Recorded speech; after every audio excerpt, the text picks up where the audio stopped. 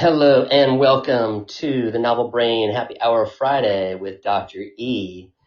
Today I'm going to go over the 5 essential lessons in COVID times, and I hope you enjoy, so stay tuned.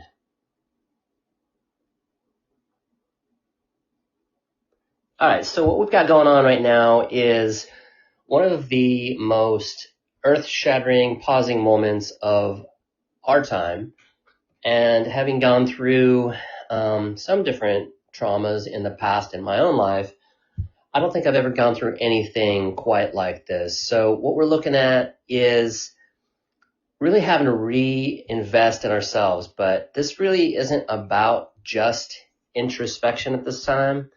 In fact, what this is going to be about is a little bit more of the philosophical, sort of ethereal ways of looking at how you can move forward in this time.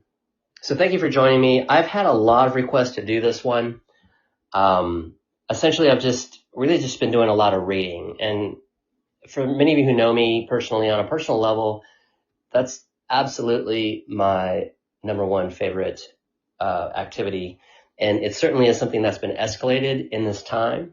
So I'm just going to go over a few of the things that I've put together. Some of this has been by connecting the dots with different philosophical, different sort of spiritual, different physical, emotional aspects. And then other parts of it have been how we've gone through previous pandemics and epidemics in history. So I want to start out with, just thanking you for being here. This is definitely one of those things that I know that I invest a lot of time thinking about. And when it comes time to doing like a live show, it becomes a little bit heightened. It's not something that I can rehearse. There's definitely no editing. And then it dawned on me that that's basically what I do anyway. So if you're bearing with this, if you're here with me, we're going to do this one for another 18 minutes. We're going to go to 20 minutes max. And I really appreciate some of your comments. So if you do have anything that you'd like to add after this is done, please do contact me, DM me, message me, social media, email me. We can chat later. All right. So number one, we have very little to no control over anything. And this is a very difficult thing for a lot of people to even admit, but it's also something that we really have to just accept. It's definitely one of those things that I know has changed since things have been a little bit upside down for the past 3 to 4 or 5 months. So I know previous to this, I was thinking about how active I was and how busy I was and how I really didn't like that and how I wanted to be more in control of that, but I really didn't feel as if I had any mechanism to do that. Now, with the great pause, that some of you might have heard me call that many times, this is the great pause. This is definitely more than just the great pause. It's the pause and reflect, and it's the pause and move forward. It's the pause and let go of control. All right, so secondary to that is another major lesson that I've come up with and definitely feel strong about. And that would be that we don't need, but rather want things, oftentimes as distractions, leading to potentially mass consumerism. And I know that I'm not surveying thousands of people, but just looking at the way the world is kind of panning out and the economy and the loss of jobs and where people are, it's not always possible for people to be doing this. I'm really strictly thinking about what happens to mass consumerist populations and nations. And what's happening here in the United States is that, it was interesting. I've come across some really sort of fun and sometimes sad stories of people who are not necessarily boasting, but just talking about how they can't stop ordering things online and how they just see package after package arriving at their doorstep. And I mean, that's just mindless, not just distraction, but just mindless consumerism of things that people really don't need. So again, major lesson number 2 would be we don't need these things, but rather want these things and oftentimes use these things as distractions. Okay, so lesson number 3, and you're going to see that these integrate and oftentimes lead to even more thought. So I'm not going to stray into the other thoughts, but I will hopefully receive some of the comments from you as to what you would like to hear about maybe 1 or 2 of these lessons as we go. So number 3, I put in as an example, a story of somebody who's transcending themselves, somebody who's been working on themselves, somebody who's been thinking about maybe a new career, somebody who's thinking about buying a home, maybe changing their lifestyle, maybe considering a move to another part of the world. This is really just like looking for your reality and looking for your presence. And I was thinking about this when I was just thinking earlier about, these thousands of people who are consuming infinitely on Amazon. But for many of us, we sort of just streamline what has become essential. And we might be looking at our resources. We may have limited resources. I think many of us do. I know that here in the States, I think we're at like a 40 million count of people who have filed for unemployment, the largest unemployment count since the Great Depression. In fact, I think it's exceeding that at this point, if you're looking at the numbers and the ratios of people now versus then. So looking back at this, we have to kind of look at where we are. The reality of it is just loss of jobs, loss of a home, potential budget changes, and how that affects not only what it is that you can purchase and what you can live off of, it also affects that which is our psyche and whether we feel as if we have abundance. I was listening to like a Deepak Chopra meditation maybe 2 or 3 days ago, and he was talking about abundance, creating creativity. And these are oftentimes overlapped, but thinking about what it is that you have, we really have to assess and understand that in this moment, we actually have way more than we need. So for me, lesson number 3 is that we have to step back and understand that we're much better off than we actually think we are. And I'm not going to talk about the yahoos that are, prematurely running into bars and, partying all night long in Michigan and threatening the governor and whatnot. These are not the people I'm talking about. These are people with no patience and no sort of respect for other people. And, not to say anything more about them, I just find that just egregious behavior, considering the severity of this pandemic. So really it's just kind of reflecting that we do have way more than we need. And if you look into your own homes, even physically, look at what you have, you're going to notice that you have plenty more than what you actually need. All right. So that's lesson 3, and moving on to lesson 4. It's a very just Buddhist philosophy of impermanence and understanding, acknowledging, and moving forward in this life with the knowledge that nothing is permanent. And this took me many years. I know that I first accepted Buddhism into my life at probably age 12 or 13. And since have been more pantheist. In this pandemic, I've actually noticed more that I've been pantheist, which is accepting of all spiritual beliefs and religions and not closing off to any single one. They really all have the same purpose. The one fact that I know is that you can set out with just about any plan, and you can achieve those goals with that plan, and your objectives are all checked off on your way to your goal.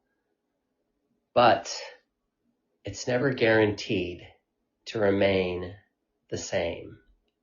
In fact, nothing is guaranteed to remain the same. And that's not being fatalist or completely negative, other than it's really just identifying the truth. Because after all, if you think about human existence and your very own precious life, that ultimately is not permanent and will end one day. And subsequently, the things that we achieve on the way to that end of our life, whether you believe in reincarnation or not, is also impermanent. So your thoughts are important to get the things done that you want to get done. But we have to remember, and this is a great lesson that the Buddha taught, was that nothing is permanent. Indeed, we are not impermanent. So we have to accept that impermanence and understand that we can live a very fruitful life. It doesn't have to be grim, but it's very reality and pragmatic based. It's also spiritually based, that even if there is an end, for example, with some Buddhist philosophy, you may in fact see a new beginning with that end. So although things are not always going to be there or won't stay the same way that you want them to, it's beneficial to understand that it will evolve. So evolution, progress, divinity moving forward, your spirituality, and understanding that there is a higher being in charge of a lot of things. Whether you're even atheist or agnostic, it doesn't matter. Nothing is permanent. You will move on and evolve and progress into the next version of you, with the next version of what's around you, in your next potential, if you want to think of it in worldly events, your career, your job. That's the smaller picture even, compared to your livelihood, your effect on other people, your legacy, your impermanence. Okay. And then number 5, I just want to identify that we have to take the time to examine our personal health. And what I mean by health is absolutely your physical health, of course. Keeping up with your nutrition and keeping up with your exercise and keeping up with, making sure that you are in fact healthy for the people that love you and for yourself and for your own self-care. And this is going to go a little bit beyond that, because it's not just physical health that we have to look at. In fact, it's obvious now at this stage in the pandemic, and with so many states having been opened and so many states having a great loss of people, we have to look at our emotional and our mental health. And unlike any other time in history, we're having to look at it even harder and focus on how our mental health is as important as our physical health. We really cannot exist with optimal mental health. For those of you who have been listening, I did do a podcast, maybe episode 2 or 3. I think it was a little bit more involved with some optimal spiritual health, but it was also talking about some of my experiences as a mental health practitioner and really fighting for this for the past 10 years in the university setting, and then previous to that for another 10 years in mental health and education. Now I've returned full circle back to education and mental health. And as a practitioner, I can tell you that emotional health is just tantamount to a person's holistic self, and their physical health will not be anything without their emotional health. So again, this does include other health as well. Financial, thinking about the economy. I know this has been a very big bone of contention in a political sense of whether people need to open or not based on the economy and whether we'll survive. Of course, people are on all kinds of the spectrum on where they are with this. However, we have become polarized, and we do have to think about making a living, but we have to think about living in order to make that living as well. So that's the other thing. We have to also consider other parts of our health. That would be number 5. So to close this, I did want to talk a little bit about how these lessons were sort of just integrated. And I mentioned earlier how they all really do tie into each other, and there's way more deep thought that you can get from just kind of maybe even like listening to this podcast again, writing down each major lesson, and then just kind of digging into where you are with your own lesson. And I can just kind of reflect on where I am. Having done this now, I think we're at, 65 or 66 days in since we've been in quarantine here in DC in the mid-Atlantic part of the United States. Some of you have been in longer or shorter, but wherever you are in this process, consider your lessons learned in COVID times. And I'm just going to offer mine in closing. And it is definitely true for me, having reflected on these lessons, that I'm more patient than I think I've ever been. And I'm not necessarily an impatient person. I'm definitely an achiever, and I'm definitely ready to go to the next level. But I've been really, really accepting my sort of hardness on myself and just being patient, not just to stay healthy. It's really just to survive. And surviving does kind of give you that perspective on your own patience and where you are with how long you can wait for something, or whether you're going to break and you just can't stand it. You gotta do something. Maybe you're with me on this, maybe you're not. But for me, I've just been really patient, and I'm appreciating that side of me. I've also been more present than ever before. And I've been a meditator for probably over 20 years, maybe longer. However long it's been, off and on, I've never been as good as now with being present. It's always been a little bit difficult for me, so I have to kind of tie it into some other kind of activity. I just find meditation very difficult for me personally. However, if I tie it into walking meditation or some kind of trance meditation, transpersonal meditation, maybe involving music or some kind of script, some of those actually can resonate with me a little bit more. But I noticed overall just more presence. Again, very much tied into survival, what's going to happen the next day, week, month, year, decade, and just more appreciating the present, because in fact, that really is all we have. And I have a great meditator friend, Jeremy Moeller. I spoke to him the other day, and he, I believe, believes the very same thing, that you really can't exist unless you are in the present. So hats off to him for identifying that even further in his work and his journey. The other piece is that although I think one of the more difficult things to do right now is to be more tolerant, I know that I have also become more tolerant. And I'm only going to say this to a degree, because I'm not a saint. I can't accept all different parts of what people are saying in society about every given topic, but I am more tolerant about why people are motivated to behave the way they are, not just in a pandemic, but because of a major worldwide global event that affects everyone. So it does make me think that in times that are difficult, we really are showing our true character. So if you're a person that is absolutely impatient and can't tolerate other people right now, and your opinion is the only one that matters,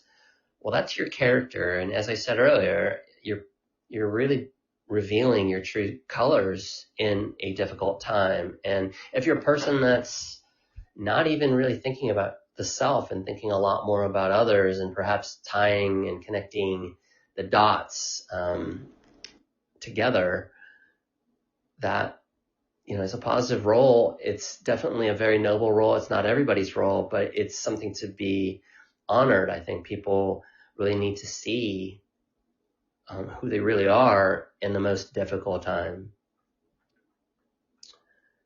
I think mostly though, and I'll conclude with this, going through these major lessons and trying to present this in a happy hour sense is probably not the best topic on the planet to do during happy hour. And I know, and I realize that many of you that if you're listening in California, I have a couple listeners in California, Oregon, and Washington State. I realize it's like only 2:00 there, so my apologies. I'm not going to stagger these. This is just my schedule. These are going to be on my podcast, available wherever you get your podcasts at any given time from this point on. I'm just trying these live just to give it a little bit more vocal presence as we speak. But as I close this, I want to talk about how I've examined what is important to me. And it's not that I hadn't done that before, but I had done it to a different extent now, to the point where now I am accepting the things that I believe I need. I feel like I'm accepting of the things that are part of my mission, the part of the things that are actually good for me. And I hope that you guys are doing this too. This is definitely one of the things that I would encourage, is to find out where you are in your health meter and gauge these things, understanding that it may shift from time to time, but of course, as we know, this is a good time to be thinking about where you are and what's important to you. And I also think, to follow that up, it's important to understand that it's probably not the best time for major changes. So even though that we have all these opportunities to do things with ourselves at this time, starting projects, I don't know, I've seen so many things. This is mainly online and with friends and family, people going into all kinds of different rabbit holes on what they're wanting to achieve in this time. And that's great. But do remember, it's probably not the best time to make major decisions. Changes are fine. Changes are absolutely positive, especially those that were negative habits before that might have even been patterns. Now we have the opportunity to change those habits and patterns to positive behavior. Just know that it's not the best time necessarily to make those mass decisions in your life. And that's really a reflection of you as well, kind of going back to a previous point as to how tolerant you are with yourself and how you understand yourself, and whether you know if you're making decisions based off the cuff or if you're making reality-based decisions that are going to affect you positively in the future. So really that's going to wrap it up for the 5 major essential lessons in COVID times. And at this time, I'm just going to announce I'm going to be doing a happy hour Friday for the Novel Brain with Dr. E every Friday at 5 p.m. Eastern. And it will be posted live. And I'm just going to be having potentially some guests in the future that are lined up. And if you have any ideas for me, please do connect with me. Love to hear from you. I hope all is well in your life. And I want you to remain as positive and as healthy as possible. So stay tuned for the next one. And thank you so much for being here. Stay well.